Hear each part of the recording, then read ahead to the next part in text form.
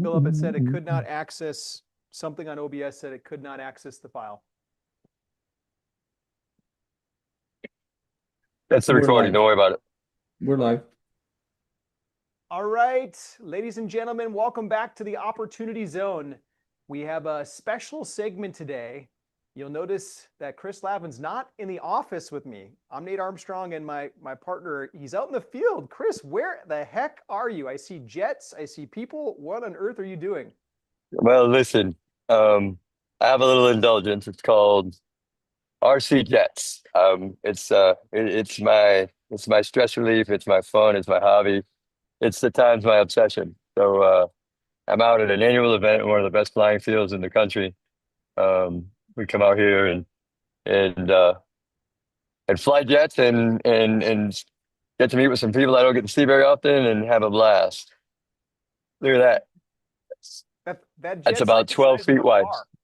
Yeah, it is. They're size of Volkswagens. They're very intricate devices. They're a lot of fun. We got one taking out behind me. I don't know if you can see that out there. Yeah. But anyway, enough about me. All right, well, we got a full lineup today, guys. We're going to be talking about what this government shutdown means for us as real estate investors. What are the goods and the bads with it? We're going to talk about mortgage rates. There's kind of a resurgence of refis right now. There's a mini boomlet going on, people jumping on the bandwagon, taking advantage of the drop. Moody's has just cited 21 states that are on the edge or on the brink of recession. And we're going to talk about those and which ones we avoid and why. We'll also talk about Freddie Mac's huge move in New York. Close the doors. So all that and more on today's show. I'm going to cover a quick little Bible verse, then I'm going to hand it over to Mr. Lavin in a minute to do a quick prayer. The verse of the day is coming from Ephesians, and I'm going to summarize it like this. It's Ephesians 6:13, and it says, "Stand firm." That's the summary version. I want to take you back in time for a second. 3,000-ish years ago, we had some folks, the Israelites, basically they wandered in the wilderness for about 40 years, and then they were to cross into the promised land. And they're crossing, they had to cross this river. It's called the Jordan River. And at the time that they crossed, it would have been full of water like this, rushing. And they had to stand firm, especially these priests carrying the Ark of the Covenant. They had to stand firm while the entire group crossed. We're talking a couple million people here. And so I want you to have that visual. When it comes to investments, when it comes to life, when it comes to anything that you've got going on, stand firm. These folks that were carrying the ark, they stood there literally all day as their entire group of people, 2 million plus people, crossed. Stand firm. Stand firm. Chris, with that said, would you mind giving us a blessing from the field? Absolutely. Heavenly Father, even in this remote situation, please allow Nate and I to come together and share the wisdom from both our mistakes and our good decisions in the past with everybody that's listening so that they can be good stewards of the things that God has blessed them with. I ask this in your holy name. Amen. Amen. All right, let's get right to it. So first up, we have a government shutdown going on right now. And we have the Trump administration saying that they're going to use this, if this is what the other side of the aisle wants, they're going to use this to basically start some mass resignations. They've got a lot of federal workers on the chopping block right now that they're saying that they're going to cut. Donald Trump just said today that he thinks that the Democrat strategy was kind of like a kamikaze attack. They're basically saying take all or nothing. Chris, help us dissect this. Listen. First of all, let me say this. I am so sick and tired and frustrated that both sides of the aisle can't come together and work things out and come to a reasonable resolution for anything. They can't even decide on an order for pizza at this point. It's so ridiculous. And the American public suffers as a result. Like people are voting one side of the aisle or the other side of the aisle, not based on principles, not based on anything else, just on an us and them mentality. And that kind of thing, it just does not work for me. I'm ashamed of all of them. They really should all be fired, and we should start over from scratch. That's my opinion. The whole government. Yeah. Yeah, not quite, but you know what I mean? This is just ridiculous. This is childish. This is absolutely childish. Fun, get things through, work things out. But the Democrats, they want to throw in the health bill and all of this stuff. The Dems are going that direction. The Republicans are saying, well, if you're going to do this, I'm going to do that to you. Now, I got to tell you, well, we're going to go on to the other stories, but I got to tell you, there's some things I'm really happy about. But, that's very biased of me. Well, how So let's about go on to the next article. they just unleashed the OMB director, Russ Vought, and he's coming in and he's canceling $8 billion worth of what he calls the Green New Scam climate funding. He's Correct. shutting them down. And if you go through the list of states, these are mostly blue states. He's pulling the money Mostly from. blue, yep. Is And that retaliatory? I don't know. But you know what? At the same time, I'm good with it. This is stupid money being spent. That's $8 billion back in our budget. So I don't know about you guys, but you put $1 billion together here, $1 billion together there, $1 billion together there. You end up with a little bit of money after a while. yeah, here's kind of in our world, housing. So Yeah, multifamily housing, especially, we have to work a lot with, well, at least one of the government agencies a lot of landlords work with. We don't work with them as much, but it's HUD, and they do things that are called public housing, Section 8 yep, yep. assistance. And Scott Turner just said, hey, here's what you're going to impact right here. And he's calling it out. And in fact, he's kind of trolling them. He has all of the websites at HUD and their phones with a message that basically says, hey, the government has been shut down by the radical left. And I'm sorry you don't have services. I'm sorry we can't help you, but this is what they've done to us. What are your thoughts on this, Chris? Same thing, right? This is ridiculous. I thought ridiculous. Listen. I'm a fan of Scott Turner. I'm a fan of these guys. The no nonsense attitude and the way that they're delivering, business ethics, business mentality to the government. Who would have thought, you'd operate within a balanced budget? Um, so I'm all for it. This little bit of poking back and forth. I'm sure Scott Turner wasn't actually. Well, maybe I could be wrong. I don't think that he was actually the one that pulled the trigger on that. I could be wrong, right? There goes another jet. But at the end of the day, I think that we're gonna grow up a little bit. We're just gonna grow up a little bit. This opportunity, this opportunity for people to just poke at each other is, I'm over it. Both sides, by the way. Well, But wait for the slides that are coming. what's that? Keep going. I'm a little biased. All right, all right. There is another, speaking of a biasness, there's actually something that just happened in New York that's kind of Yes. tragic. In New York, they're calling it the Loletta James effect. This is the person that campaigned on It's we're going to get Trump. Letitia. Letitia Letitia, thank James. you. Yep. Yep. Thank you, Letitia. Yep.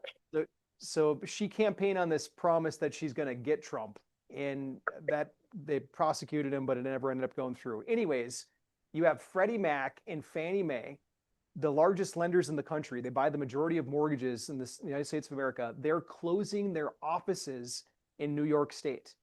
You have a lot of other operators that have decided that they're not going to do business there. This is now the reality of New York. Your thoughts, Chris? How will this affect Well, investors? so listen, this affects investors in this way, right? So Fannie and Freddie don't just supply single family residence homes, they also supply multifamily. They've been talking about we're pulling out of New York already because of not even just the fraud, right? The rent control and all this stuff that's not allowing landlords to make enough money to even pay their mortgages or to on the multifamily. But now here's this lady has come in here and she is violating the very laws that she was formed to protect. And so they're saying, you know what, enough's enough. This is ridiculous. But I have to tell you, this is my bias coming in. I have to tell you, this is the Republicans spoken back, right? So if you're going to do this, tell you what, we're out of there. And not only that, they're trying to retaliate, I believe, against the socialistic future mayor that's coming in. I think they're trying to find things down so that the insanity doesn't continue in New York. Yeah, well said. Well, speaking of Fannie Mae actually just had a big publishing. They published their future mortgage rates. They basically forecasted the next 2 years of rates. And based on the direction that the Federal Reserve is going right now, they're forecasting some pretty big cuts over the next couple of years. So we won't go into the whole thing right now because it's speculation. But even Fannie is saying, yes, we're going to have rate Yeah, cuts. yeah, it's about time, right? Yeah. Okay. During the shutdown, Fannie Mae has pledged that they're staying open even during the government shutdown. What they are going to do, though, however, is they made some credit decision making a lot easier. They revised their policies so that lenders can still sell their loans to Fannie Mae and Freddie Mac during the government shutdown. So they're still trying to basically do business even in the midst of a shutdown. Fannie Mae, Fannie Mae and Freddie, you got something on that, Chris? I wish right now we were on the verge of making a loan come through because and we're not, unfortunately we're not. We did a cash raise on the last deal that we're doing because what happens is like they're just letting stuff go. Like, okay, next, okay, next, okay, next. That's literally what happens on the front end first. Uh uh that's what's happening up front. They're gonna just process all loans and say yes to everything and not do the due diligence that they're supposed to, which is gonna run into problems later.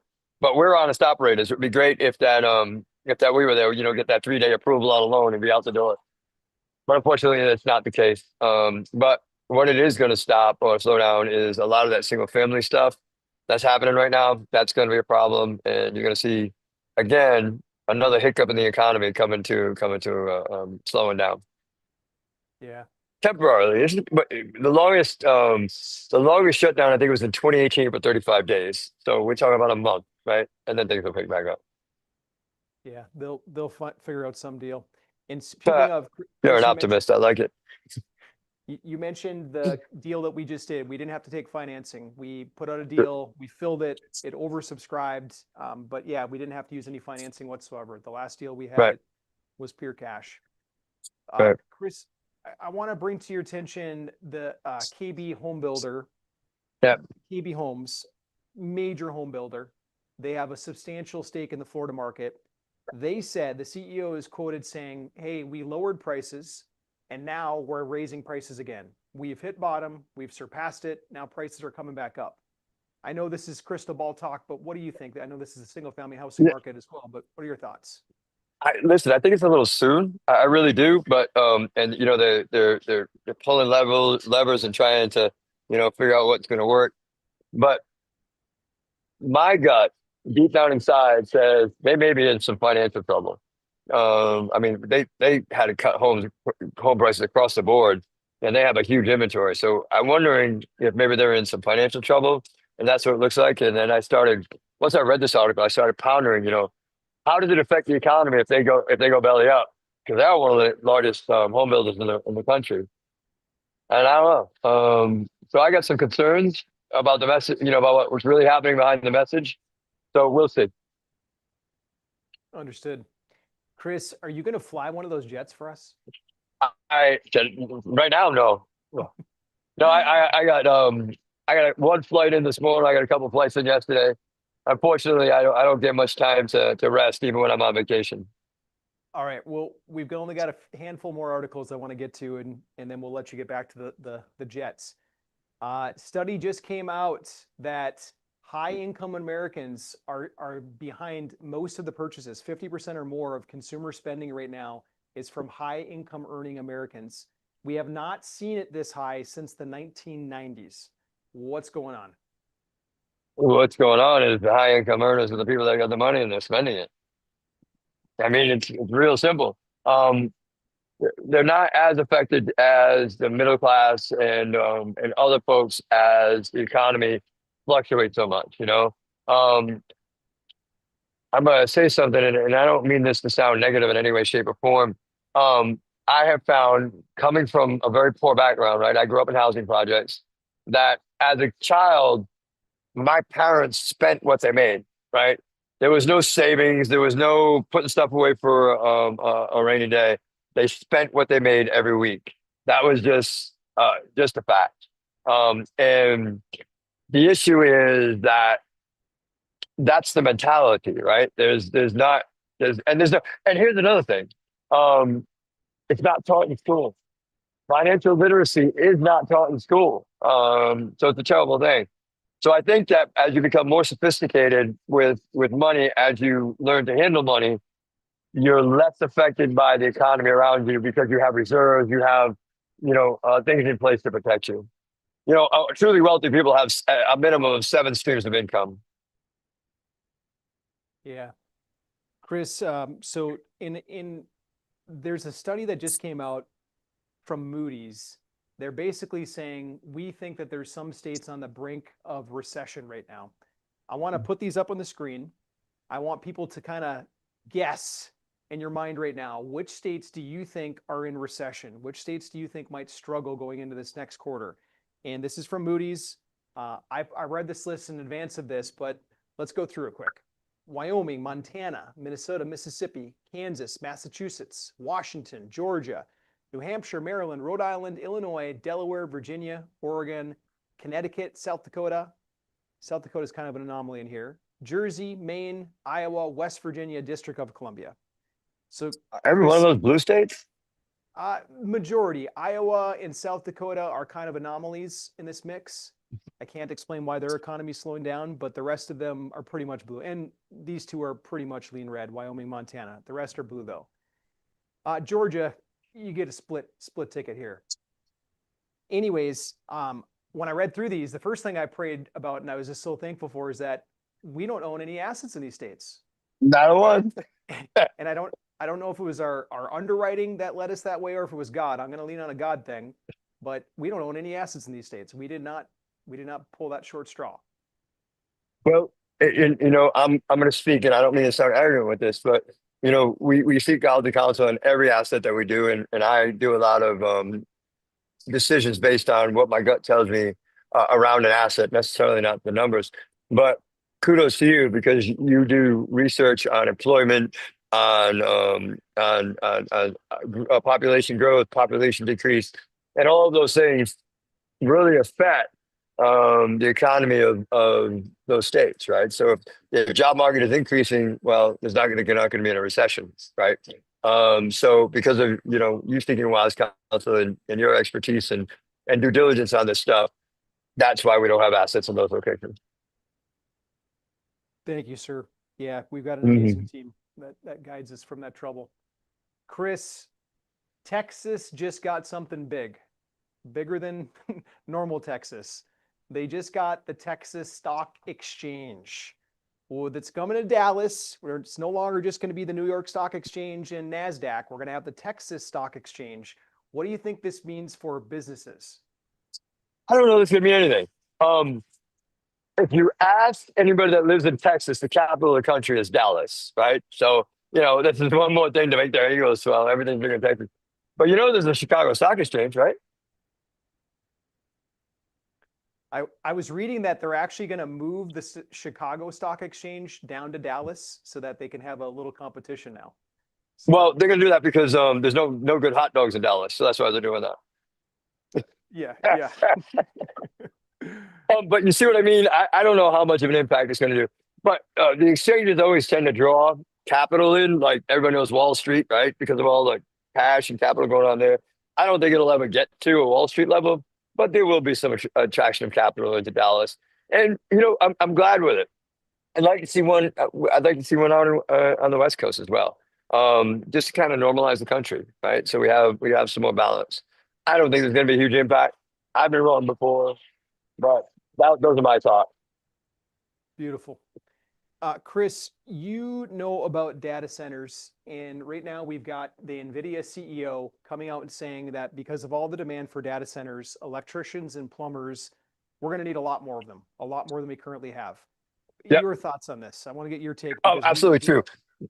Absolutely true, right? So here's the problem. First of all, schools have stopped teaching trades. Schools are teaching people to go to college, where college teaches them to be employees. High schools have, there's no more shop, there's no more trades, there's no more any of that. And so there's been a decline in that kind of thing. I'm telling you, here in Florida, plumbers make a killing. Electricians, not as much. When I used to live in the Northeast, um, 30 years ago, a journeyman electrician was making $25 an hour, which is a lot of money. In Florida, they are, it's plumbers down there. So we're going to need the trades. People aren't doing it. They think it's dirty work. Everybody wants to be on social media. Can make $1 million tomorrow. But a good plumber can make, $300,000-$400,000 a year if he's doing it right. So there's a high demand, and not for anything, a lot of the hedge funds are looking for service industry type roll-ups, right? So like put two or three plumbing companies together, sell it to a hedge fund. Put two or three electricians together, electrical companies, viable electric companies, sell to a hedge fund. I absolutely 100% agree. We have a shortage in this stuff, and it's going to hurt soon. Call a plumber right now. It's $200 an hour. What for a plumber?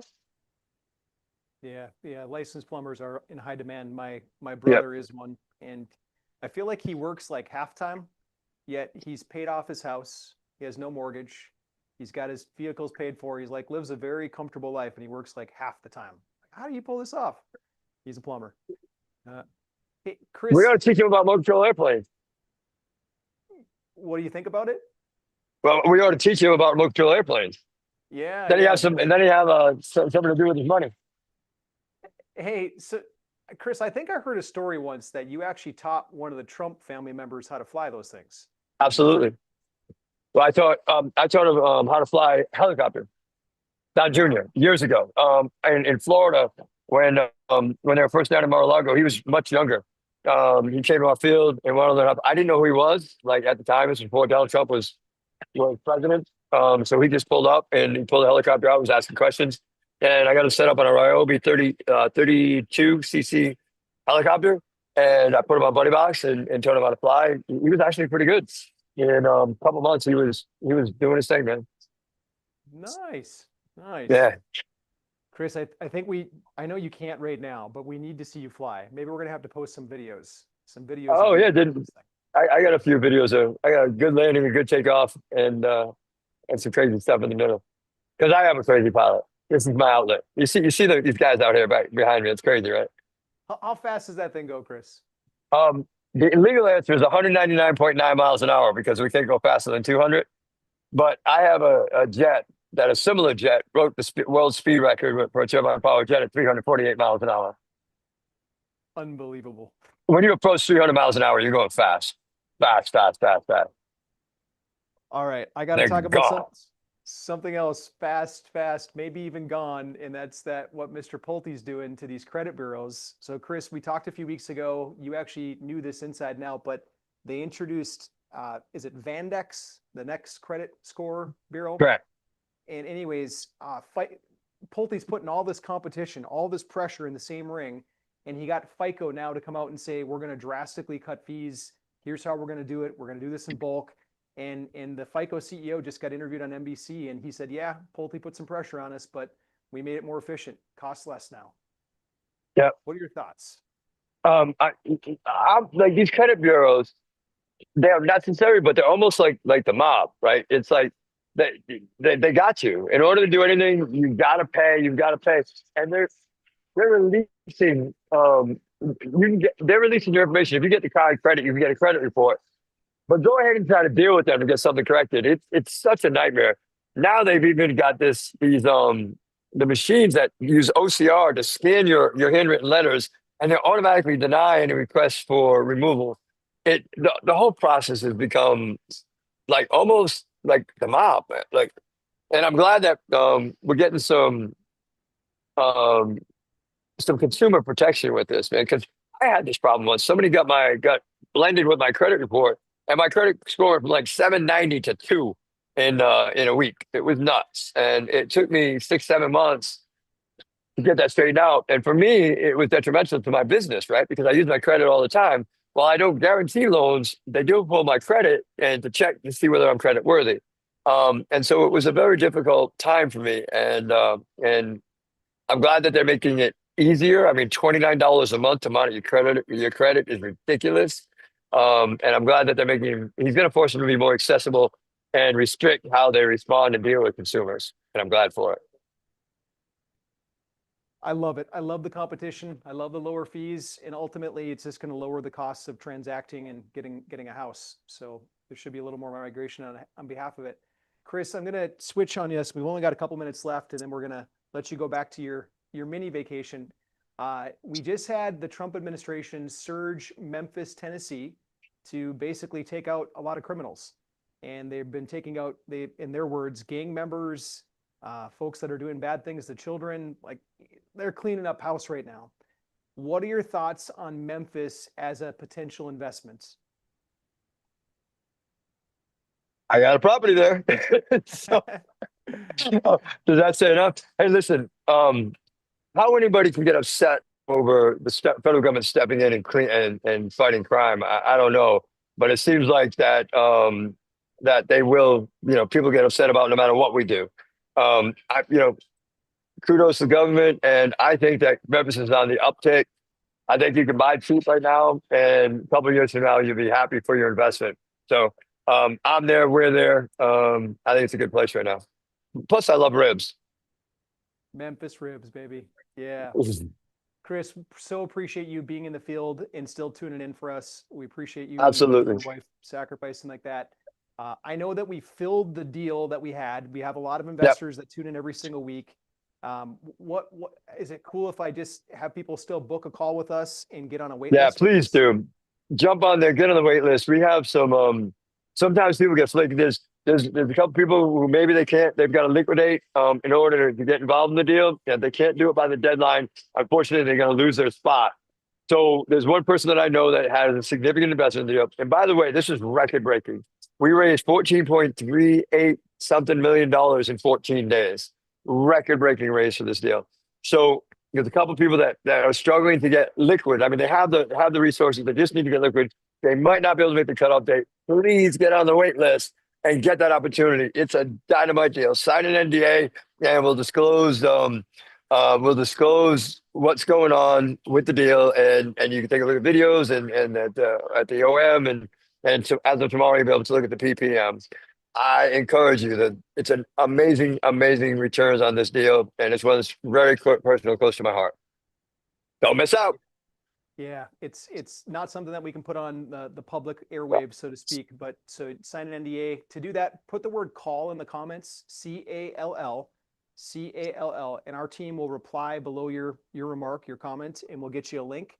You can book a quick call with us. We'll get you the NDA. We'll tell you anything and everything that you want to know about the deal. We've only launched 2 deals this year. We're incredibly conservative, incredibly careful with what we're curating and bringing forward. And this is a home run. So if you're interested, then put the word call in the comment section. Chris, I anything just else? want to point out that the people that were on the wait list were the first ones, and this deal specifically had two tranches to it. The people in the first tranche got a little bit better rate than the people in the second tranche. If you're always on our wait list, you will hear about these deals before anybody else. Please, no matter what, get on our wait list. Beautiful. Chris, anything else before we sign off? No, I just want to tell everybody, thank you so much. Listen, it was important for me to be here because I know it's important to you for us to be here and to be there for you every week. God love y'all for the support and love that you send us all the time. Please, we would be nothing without you if we didn't have somebody to share our experience and pass and knowledge with, and what would we be doing with our time? So thank you all for showing up. God bless. Thanks, guys. Thanks, Chris.